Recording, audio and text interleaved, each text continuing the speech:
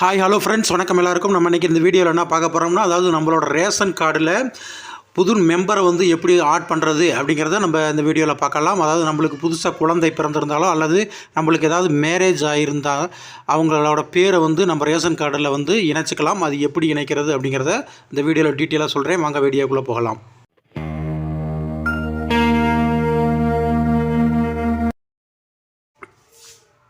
First எடுத்தோடனே Google chrome open பண்ணிக்கிங்க. அதில் வந்து டிஎன்பிடிஎஸ் அப்படின்னு டைப் பண்ணி நீங்கள் வந்து சர்ச் பண்ணுங்கள். சர்ச் பண்ணவே உங்களுக்கு இந்த மாதிரி ஓப்பன் ஆகும். இதில் ஃபஸ்ட் இடத்துல இருக்குது பார்த்தீங்களா, டிஎன்பிடிஎஸ், அதான் வந்து அஃபிஷியல் வெப்சைட். அதை ஓப்பன் பண்ணிக்கிங்க. நான் வந்து டிஸ்கிரிப்ஷனில் கொடுத்துருக்கேன். அதை கிளிக் பண்ணி நீங்கள் ஸ்ட்ரைட்டாகவே ஓப்பன் பண்ணிக்கலாம். இதில் ரைட் சைடு வந்தீங்கன்னா மின்னணு அட்டை தொடர்பான சேவைகள் அப்படின்ட்டு இருக்குது பார்த்தீங்களா, அதில் ஃபஸ்ட் எடுத்தோடனே இருக்குது பார்த்தீங்களா, உறுப்பினர் சேர்க்கை. இப்போ கர்சர் வச்சுருக்கேன் பார்த்தீங்களா, அந்த இடத்துல இருக்குது உறுப்பினர் சேர்க்கை. அந்த தான் வந்து நீங்கள் வந்து கிளிக் பண்ணிக்கோங்க. இப்போ கிளிக் பண்ணவே இந்த மாதிரி ஓப்பன் ஆகும். இதில் வந்து ஃபஸ்ட் எடுத்தோடனே உங்கள் ரேஷன் கார்டில் கொடுத்துருக்க ஃபோன் நம்பர் வந்து ஃபஸ்ட்டு நம்ம வந்து டைப் பண்ணணும். டைப் பண்ணிவிட்டு கீழே வந்து அந்த கேப்சா கோட் இருக்குது பார்த்தீங்களா, அந்த இதை டைப் பண்ணிவிட்டு பதிவு செய் அப்படிங்கிறத நீங்கள் கொடுத்துட்டிங்கன்னா உங்களோட மொபைல் நம்பருக்கு வந்து ஓடிபி வரும். அந்த ஓடிபி எடுத்து நம்ம வந்து சப்மிட் பண்ணணும்.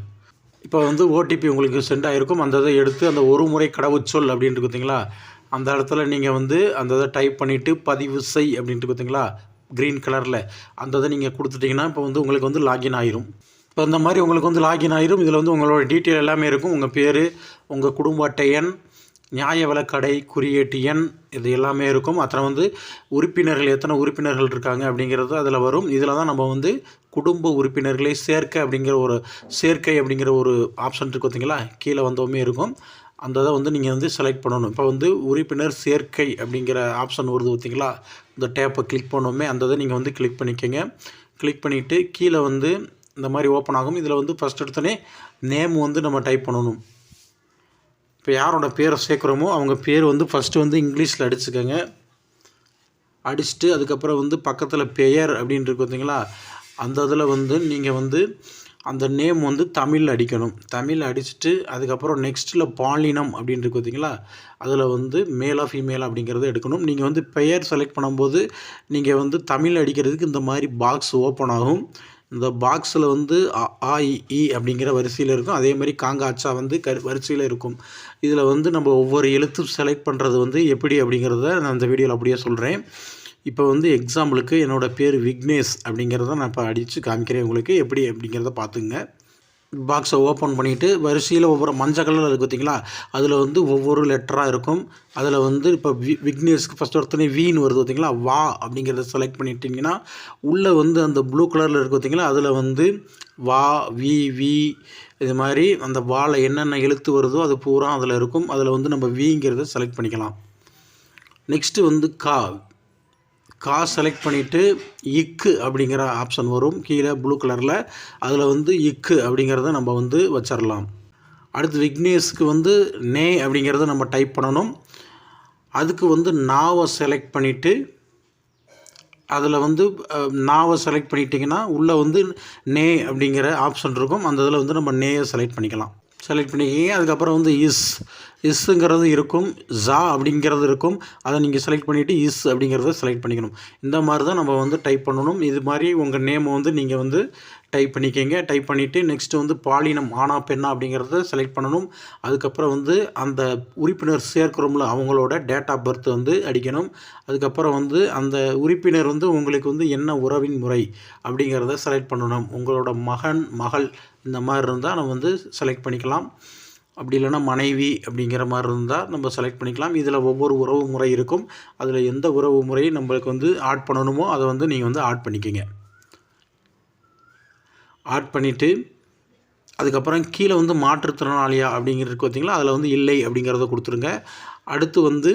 அடுத்து கீழே வந்து மற்ற ஆவணங்கள் அப்படின்ட்டு பார்த்தீங்களா, இதில் வந்து நம்ம வந்து ரெண்டு வகையான ஆதாரங்களை நம்ம கொடுக்கலாம். ஒன்று வந்து ஆதார் அட்டை, அப்படி இல்லைன்னா பிறப்பு சான்றிதழ். இது ரெண்டில் எது இருக்கோ அதை நம்ம வந்து அட்டாச் பண்ணிக்கலாம். அட்டாச் பண்ணிவிட்டு பதிவேற்று அப்படின்ட்டு பார்த்தீங்களா, அந்த இதை நீங்கள் இப்போ கொடுத்துட்டிங்கன்னா பதிவேற்றாமல் ஆயிரும். அதுக்கப்புறம் வந்து உங்களோட ஆதார் நம்பர் வந்து அந்த 3 பாக்ஸ் இருக்குது பார்த்தீங்களா, அதில் வந்து ஒவ்வொன்றிலையும் 4 நம்பராக நம்ம வந்து ஆதார் கார்டில் இருக்கிற நம்பரை வந்து அடிக்கணும். அடிச்சுட்டு கீழே உறுப்பினரே சேர்க்க அப்படிங்கிற ஒரு எல்லோ கலரில் ஒரு பாக்ஸ் இருக்குது பார்த்தீங்களா, அந்த இதை நீங்கள் வந்து கிளிக் பண்ணிக்கிட்டிங்கன்னா இப்போ கீழே வந்து ஆட் ஆயிரும். நெக்ஸ்ட்டு வந்து அந்த உறுதிப்படுத்தலில் வந்து கிளிக் பண்ணிவிட்டு கீழே வந்து பதிவு செய்ய அப்படிங்கிறத கொடுத்துட்டிங்கன்னா இப்போ வந்து உங்களுக்கு வந்து சப்மிட் ஆயிரும். இப்போ வந்து நேமும் வந்து உங்களுக்கு வந்து ஆட் ஆயிரும்.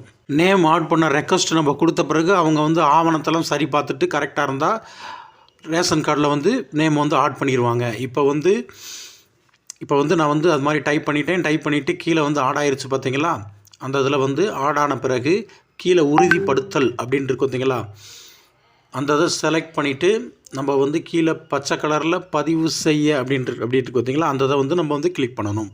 கிளிக் பண்ணவே இப்போ உங்களுக்கு இந்த மாதிரி வரும். தங்களுடைய கோரிக்கை வெற்றிகரமாக பதிவு செய்யப்பட்டு விட்டது, உறுப்பினர் சேர்க்கை அப்படின்னு போட்டு குறிப்பு எண் அப்படின்னு போட்டு வந்திருக்கு பார்த்தீங்களா. இந்த இது மாதிரி வந்துருச்சுன்னா உங்களுக்கு வந்து உங்களோட ரெக்வஸ்ட் வந்து, அதாவது உறுப்பினர் சேர்க்கை ரெக்வஸ்ட் வந்து அவங்களுக்கு வந்து சென்ட் ஆயிரும். அவங்க வந்து டாக்குமெண்ட் எல்லாமே வெரிஃபிகேஷன் பண்ணிவிட்டு கரெக்டாக இருந்தால் அது வந்து நேம் வந்து ஆட் பண்ணிடுவாங்க. இந்த குறிப்பு எண்ணை வந்து நீங்கள் வந்து நோட் பண்ணி வச்சுக்கோங்க. உங்களுக்கு வந்து செல்லுலேயும் மெசேஜ் வரும். அந்த மெசேஜை வந்து சேவ் பண்ணிக்கிங்க. நெக்ஸ்ட்டு வந்து எப்படி ஸ்டேட்டஸ் பார்க்குறது அப்படிங்கிறத நம்ம பார்க்கலாம். இந்த எண்ணை வச்சு தான் நம்ம வந்து ஸ்டேட்டஸ் பார்க்கணும். நெக்ஸ்ட்டு ஸ்டேட்டஸ் நம்ம வந்து அப்ளை பண்ணிட்டோம். நெக்ஸ்ட்டு ஸ்டேட்டஸ் பார்க்குறதுக்கு சேம் அதே வெப்சைட் ஓப்பன் பண்ணிக்கிங்க.